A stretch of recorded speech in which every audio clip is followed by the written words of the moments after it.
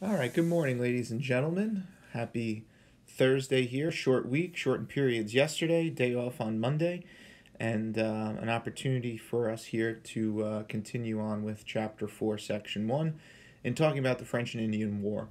As a reminder, yesterday I had told you that due today is your Section 1 key terms. So if you can make sure that those are submitted via Schoology, that would be great. So that way, obviously I'm not there to check them today, but I do want to take a look at those at some point just to make sure that you have completed those. Obviously, there's a lot of key terms, a lot of people, especially anytime we talk about a war. So if you haven't done that yet, please make sure you do so by the end of class here today. Yesterday, we spoke about Washington's dilemma, all right, part of the Virginia militia, informed by the Virginia House of Burgesses to go up and deal with the French. And this time around, a French fort was built, all right, Fort Duquesne, and Washington, engaging the French, will wind up losing at the Battle of Fort Necessity. And the French basically tell Washington, you are to return back to where you came from, and if you were to ever step foot in this general area again, which is the Ohio River Valley, that France may look at that as an act of war. So yesterday, I'm trying to make you understand that wars cost money, okay? And for Great Britain right now, even in 1754, 1755, they need to defend their colonies, but they also want to try to save some money. Okay, remember, the colonies are meant to make the home country wealthy. And obviously, with a war, not necessarily in England, but on English soil, the British are going to try to figure out some interesting ways to try to save money and avoid war. So the first thing that they're going to do is that they're going to ask the colonists, okay, oops, sorry, my erasing didn't really work here. Okay, they're going to ask the colonists to help with the war. Okay, that means that they're going to be inquiring to the local colonial governments to mobilize the local militias, which are the colony's first line of defense here, to assist in or to assist with British troops. Okay, this would mean or would prevent Britain from sending over a bulk of their army. Okay, this would mean the British sending less supplies, and hopefully that the colonists can deal with this. All right. Now that's an interesting thing from the colonist perspective. The question is, would they support Britain in their war against France, or would they be against it? Okay, and that's a question that remains to be seen. The British are banking on the idea that the colonists will eventually want to help. Okay, by helping, that means that it would protect the idea that they are English colonies, and while there are negatives like the Navigation Acts, there are certainly some positives. Okay, to be protected by England, the world's strongest country, it's the world's wealthiest country by now. So there's a lot of pros and cons to this potential conflict between France and Great Britain. The British are also going to look to form an alliance. In our classes yesterday, we talked about the idea that in order to win a war, it's smart to have allies. Okay, an alliance is an agreement between two parties in which they agree to help each other. So the British are looking for an alliance. They're looking for support from the colonists and an alliance with one Native American tribe that has very much distanced themselves from the rest. And that is going to be a Native American tribe known as the Iroquois, okay, or the Iroquois Confederacy. They were one of the larger Native American tribes in North America at this time who had not aligned themselves first and foremost with the French. Okay, they were in upstate New York.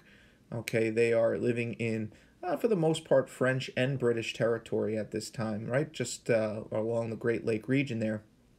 And for many tribal leaders within the Iroquois Confederation, they didn't see a benefit to siding with the French. And when the British reach out, they don't see a reason to side with the British either. They want to try to remain neutral. They refuse. They don't want to get involved in this because they're afraid if they wind up picking the wrong side that they might lose land. Okay, so they're saying, you know what, we're not going to get involved. It's not worth it. Okay, if this is a conflict between France and Great Britain, let it be a conflict between Great Britain and France. So when it came to going back now to the colonists here, there was a lot of questions as to whether or not it would benefit the colonies to side with the British or to remain neutral. And one of the things that Benjamin Franklin put into his Pennsylvania Gazette, okay, was this very famous cartoon. All right, it's a cartoon of a snake cut up into a bunch of different pieces with the title Join or Die. Okay, join or die. So, what this particular cartoon meant, political cartoons, we're going to look at a lot of these this year. They're meant to send a very specific message, but they're always, in many cases, very creative. Okay, now when you hear the phrase join or die, okay, the title of this cartoon, was Benjamin Franklin promoting the idea that if you didn't join the British, that everybody in the colonies would die? No. Okay, that's a little bit silly. What he meant by this, though, is that if the colonies did join together and supported the British, that it may benefit them in the long run. Okay, there had already been talks by this point in the 1750s that maybe the colonies would be better off if they were part of Great Britain but had one centralized government in the colonies. So it would be like one government here in the colonies, and then overseas there would be the English monarchy that would kind of help when need be. So what Benjamin Franklin puts into his Pennsylvania Gazette, the newspaper, is that the colonies should join in the fight, that they should support the British. And when we talk about this join or die mentality, it's promoting colonial unity. It's promoting the idea that if Britain loses this engagement with France, the colonies that they know, okay, their English culture, the protection that England provides is going to be gone. It's going to die out. So the question remains from Ben Franklin's perspective, if France and Britain and war is inevitable, as we've talked about, they're both looking to expand, they're both bumping in the Ohio River Valley. If the colonists don't help the British, these colonies are no longer going to be English colonies. That's what's going to die. It's going to become French territory. It's going to become colonies controlled by the French monarchy in Europe. They're going to look to have to now follow French laws and French customs and speak the French language. Do people really want to see that happen? So it's interesting to see in this political cartoon, Franklin chooses a snake. It's cut up into different pieces. All right, sometimes snakes can regenerate. I think that's what Franklin was looking for. Sometimes if you cut off a piece of a snake, it could grow back. I think that's, don't quote me on that, but I'm pretty sure. But if you notice, okay, if you look very closely, okay, you got each part has, okay, there we go. Okay, each part has initials, and those stand for the colonies. Okay, so you got the 4 New England colonies up here. You got New York, New Jersey, and Pennsylvania. 3 of the 4 middle colonies represented. All right, Delaware, which didn't send a delegate up to Albany. There was a meeting up in Albany, and they drafted up the Albany Plan of Union, okay, which in 1754 talked about the one centralized government. You don't need to know that.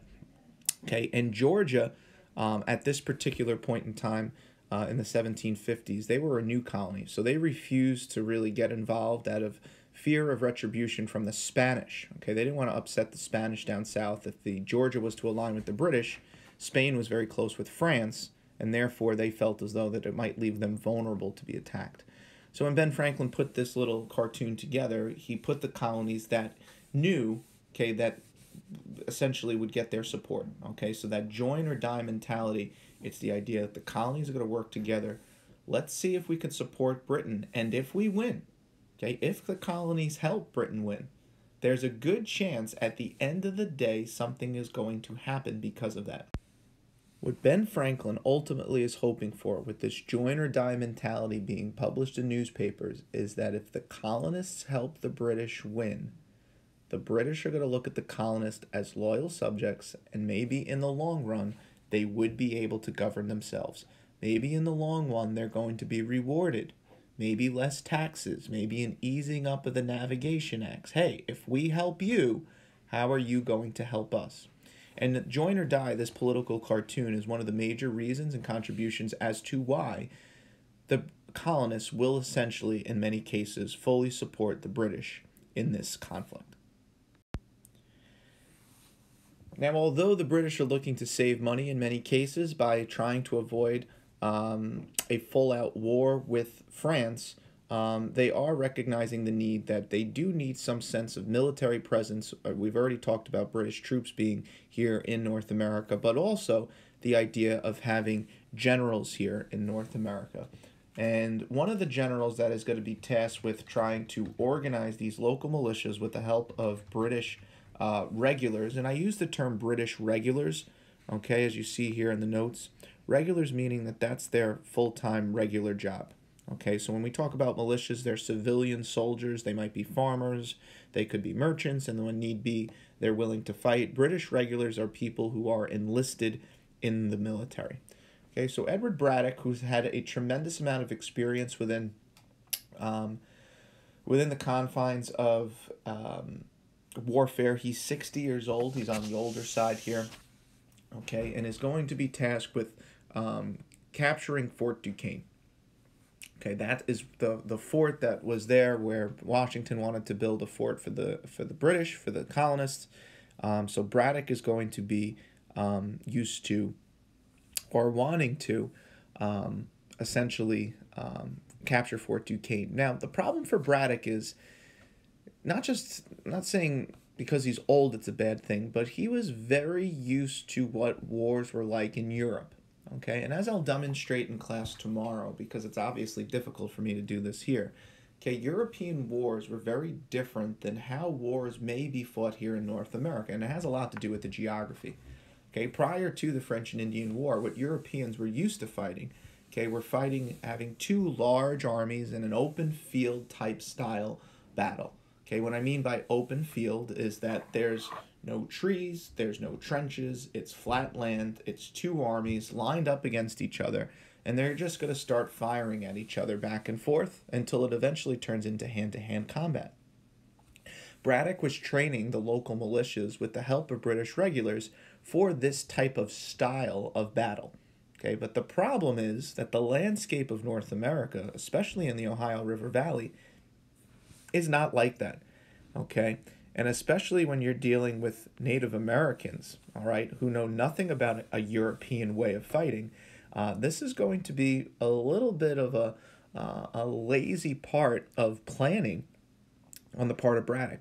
And many colonists are going to warn Braddock of this, particularly Benjamin Franklin. Ben Franklin is noted as meeting and writing letters to Braddock to say, listen, okay, we understand that you are the one who's experienced. We want you to lend your expertise to these local militias. But there's one big problem. The type of battle that you're used to fighting, you may not get that here. Okay, you may get Native Americans hiding up in trees or behind trees, and you're never going to be able to get your army into the battle formation lines that you would expect in Europe. Okay, not to mention, Franklin also added that for the British regulars, they always wore very fancy uniforms. They wore these big, bright red jackets, okay? And a lot of times we refer to British regulars or British soldiers as redcoats, okay? And the name redcoat comes from what they actually wore, these bright red coats.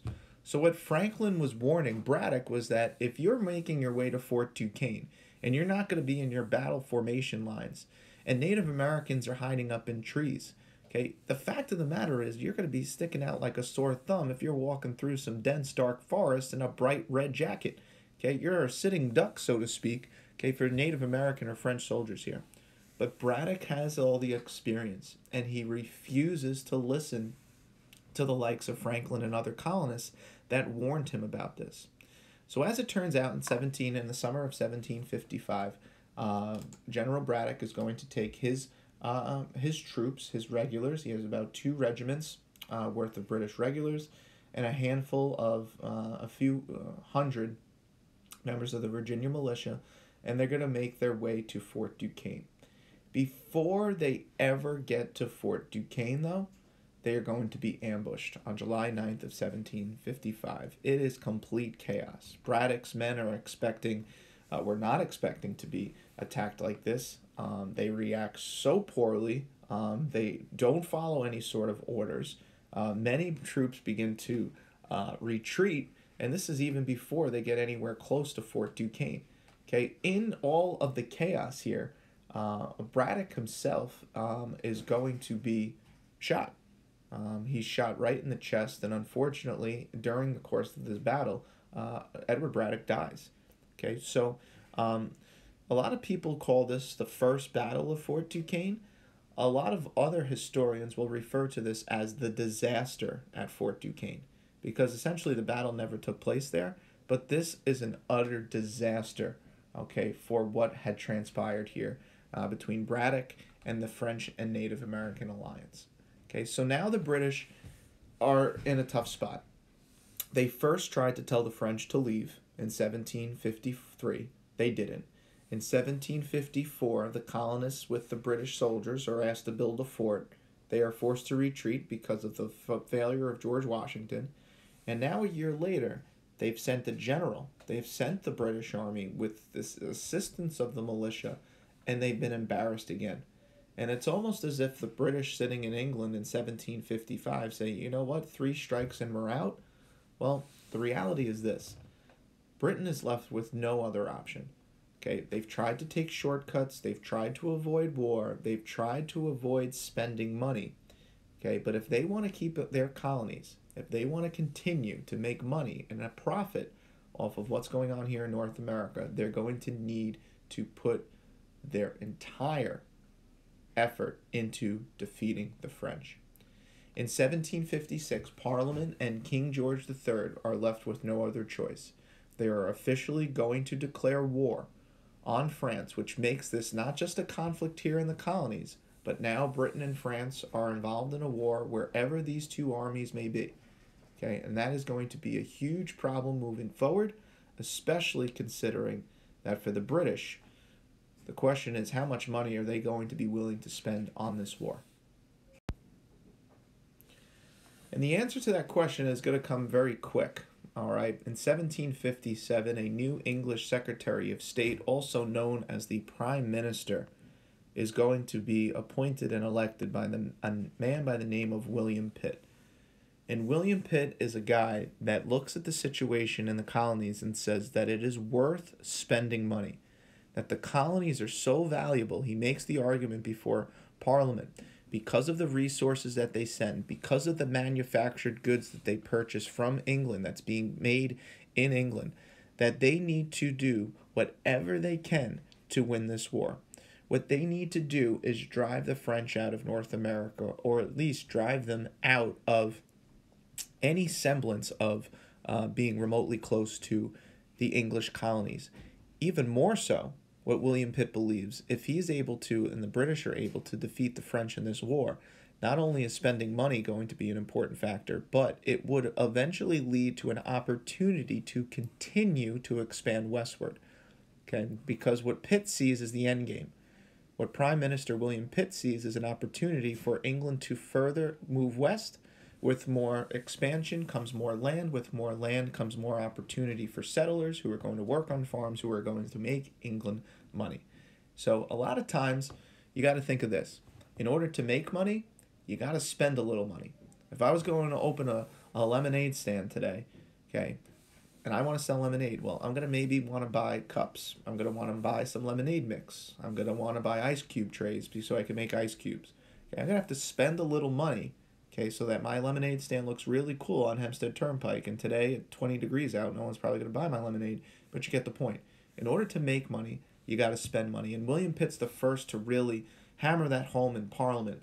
And just based off of that strategy, coupled with the idea that he's willing to send over the British Navy, he's willing to send over more British troops, and he's even willing to send over Britain's top generals, this right now, okay, is going to be an opportunity for Britain to really change the momentum of the war.